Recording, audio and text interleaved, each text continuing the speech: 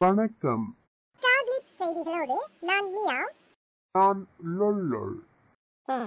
தாலியுடன் ஏற்பட்ட மோதலால் காதலை முறித்துக் கொண்ட நயனம் மீண்டும் படங்களில் நடிக்க வந்திருக்கிறார். தமிழ், தெலுங்கு உள்ளிட்ட மொழிகளில் அவருக்கு பட வாய்ப்புகள் கிடைத்திருக்கின்றன. தற்போது அவருக்கு கன்னடத்தில் இருந்து வாய்ப்பு கிடைத்திருக்கின்றது. அந்த படத்திற்கு பச்சன் என்று பெயரிட்டிருக்கின்றார்களாம்.